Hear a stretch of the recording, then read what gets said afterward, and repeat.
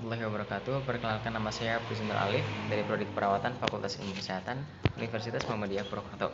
Di sini saya akan menjelaskan materi-materi bahasa Indonesia, yaitu tentang pertama beragam bahasa baku, dan yang kedua bahasa Indonesia dan fungsinya, yang ketiga kalimat dalam bahasa Indonesia, yang keempat seluk-beluk bentuk kalimat, dan yang keenam mengenali faktor. Bahasa baku, bahasa Indonesia dan pemakaiannya. Bahasa Indonesia merupakan bahasa yang hidup dan mengalami perkembangan yang cukup pesat, terutama di bidang kosakata. Perkembangan tersebut sejalan dengan perkembangan ilmu pengetahuan dan teknologi, serta pengembangan kehidupan masyarakat pada umumnya. Perkembangan bahasa di bidang kosakata yang berkaitan dengan penyerapan istilah sering menimbulkan masalah. Dalam pembentukannya, sering terjadi variasi bentukan dan penggunaan yang tidak konsisten. Ada sebagian masyarakat pemakai bahasa yang senang menggunakan menerjemahkan. Ada pula yang sekelompok masyarakatnya menggunakan menerjemahkan. Sebenarnya, variasi bentukan tersebut tidak perlu terjadi jika pemakai bahasa tetap berpegang teguh kepada kaidah bahasa. Jika mereka mau memperhatikan kaidah bahasa, tentu saja mereka mampu menggunakan bahasa Indonesia dengan baik dan benar.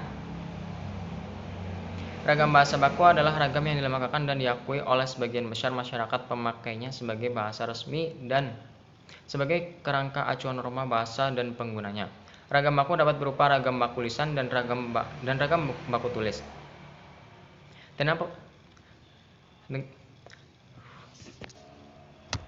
Dengan pembakuan bahasa yang mencakup bidang ejaan, ucapan, atau lafal pembendaharaan, kata, istilah, dan atau tata bahasa, diharapkan agar ada keseragaman di dalam pemakaian bahasa bagi seluruh masyarakat pemakai bahasa Indonesia.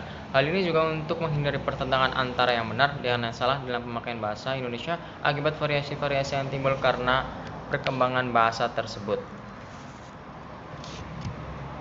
Dan yang kedua, bahasa Indonesia dan fungsinya. Pengertian bahasa.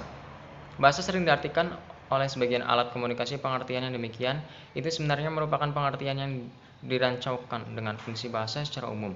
Fungsi bahasa adalah sebagai alat komunikasi, alat pengungkap perasaan, dan alat pengungkap pikiran.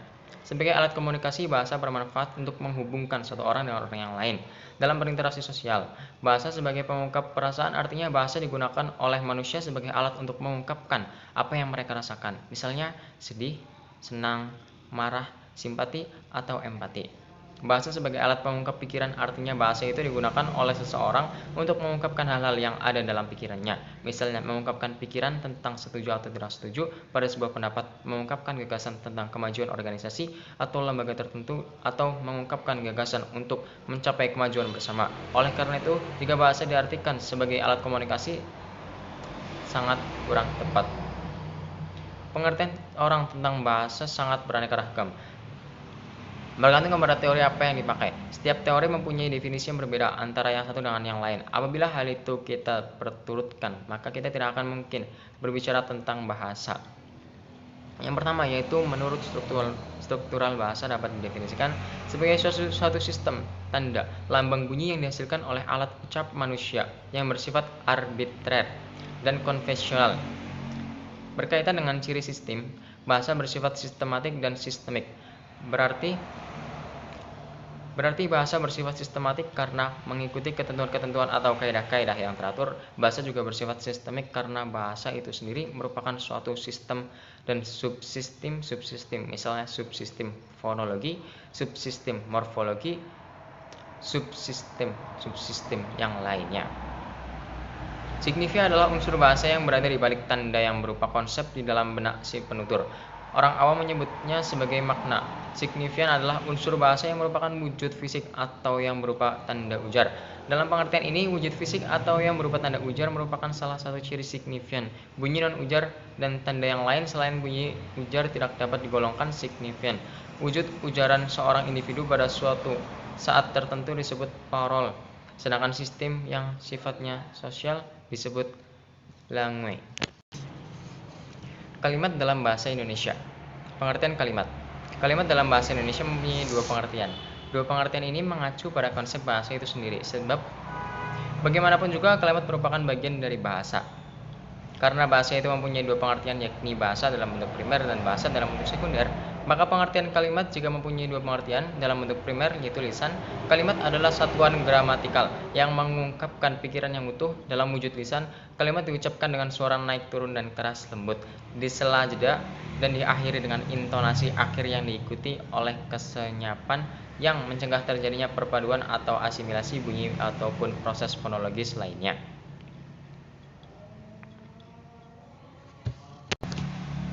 Bagian-bagian kalimat.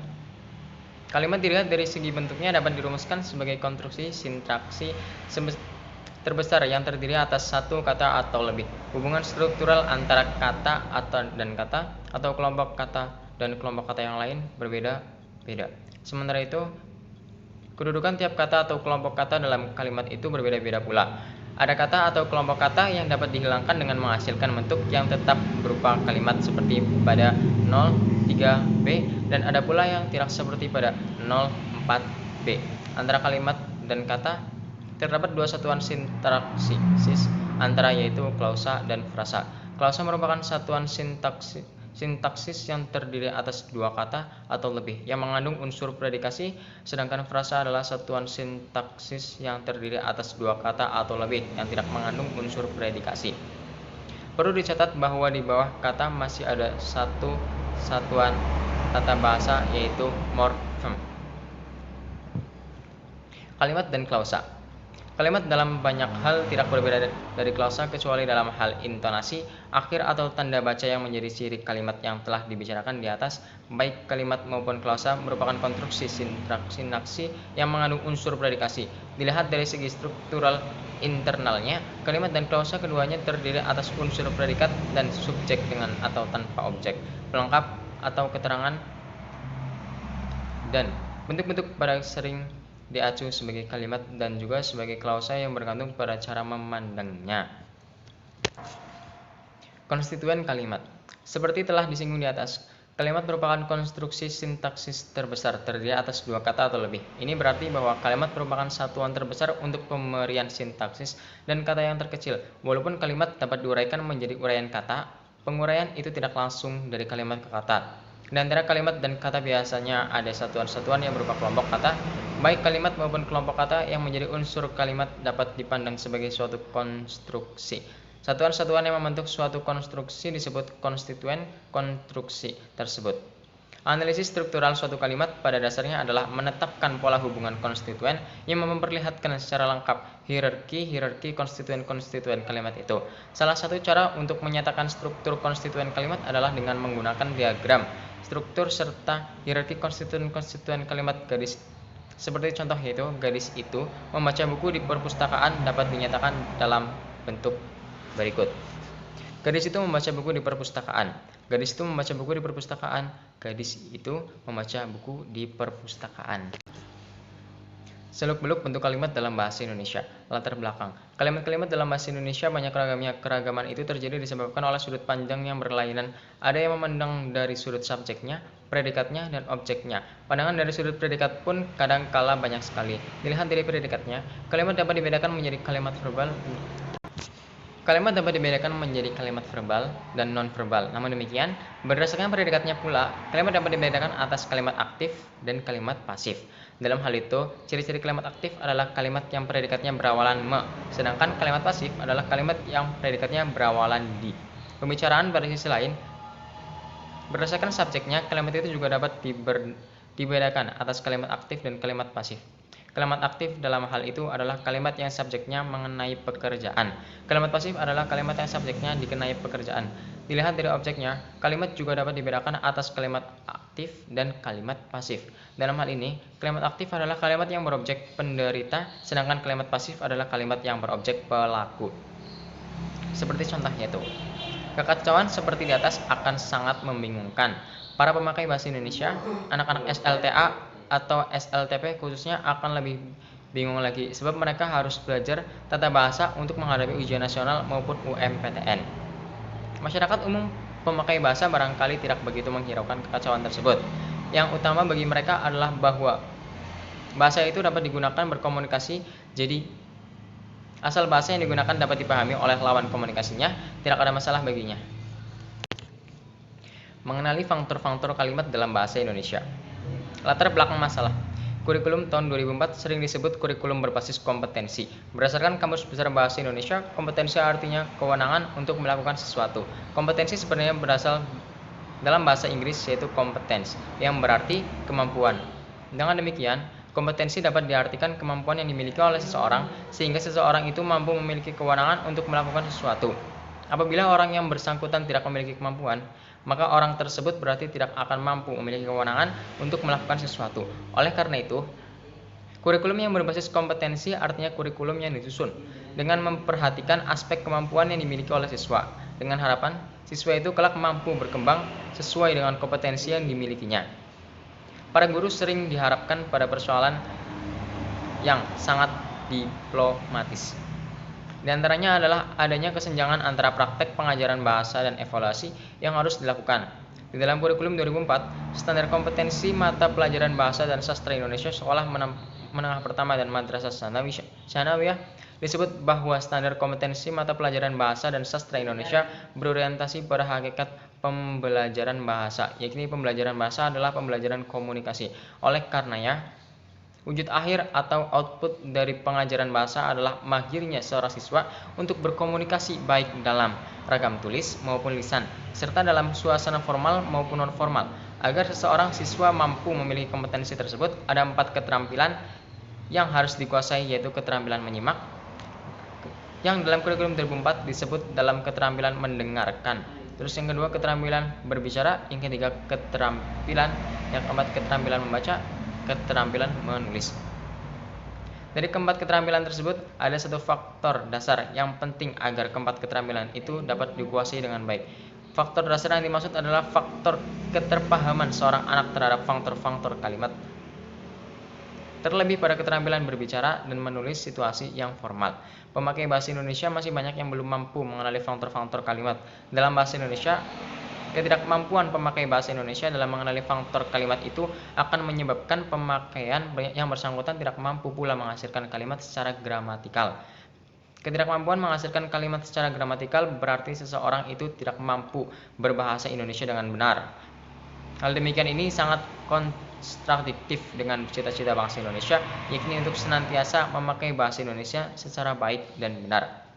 Ketidakmampuan mengenali faktor-faktor kalimat dalam bahasa Indonesia itu bukan hanya terdapat di kalangan masyarakat awam, melainkan juga masyarakat yang terpelajar. Para siswa maupun mahasiswa masih banyak yang belum mampu mengetahui faktor subjek, predikat, objek, maupun keterangan secara pas. Hal demikian ini tidak terkecuali mahasiswa jurusan atau program studi Bahasa dan Sastra Indonesia. Hasil penelitian yang dilakukan terhadap para mahasiswa semester 8 jurusan Pendidikan Bahasa Indonesia dan Sastra Indonesia di IKIP Muhammadiyah Purwokerto menyebutkan bahwa 22,1% dari kalimat yang dihasilkan oleh para mahasiswa tersebut belum gramatikal. Dari 22,1% itu diantaranya tidak menggunakan fungsi gramatikal secara benar. Fenomena yang semacam itu tampaknya juga terjadi di kalangan para guru SLTP maupun SLTA. Para guru tersebut seringkali juga tidak begitu memahami bagaimana cara menentukan faktor-faktor kalimat itu. Hal yang demikian itu menyebabkan guru yang bersangkutan tidak banyak mengajarkan masalah kalimat. Akibat lebih lanjut, siswanya pun tidak mengetahui bagaimana kalimat yang gramatikal dan bagaimana kalimat yang tidak gramatikal. Kesimpulannya, subjek dan predikat dapat dikenali dengan mengajukan pertanyaan apa atau siapa, yang dijadikan pertanyaan sebagai predikat, sedangkan yang dijadikan jawaban adalah subjek. Yang kedua, objek dapat dikenali melalui A. Predikat aktif transitif. B. Dapat menduduki subjek pada kalimat pasifnya. Yang ketiga, keterangan dapat dikenali dengan memutasikan apabila kalimat konstruksi tidak dapat dimutasikan di depan atau di belakang kalimat, maka konstruksi itu berarti bukan keterangan, dan apabila tidak dapat menduduki subjek pada kalimat pasifnya, maka konstruksi itu berarti bukan objek. Karena bukan objek dan bukan keterangan, dengan sendirinya konstruksi tersebut adalah pelengkap. Terima kasih, sekian yang dapat saya sampaikan. Kurang lebihnya mohon maaf. Billahi taufiq wal hidayah. Wassalamualaikum warahmatullahi wabarakatuh.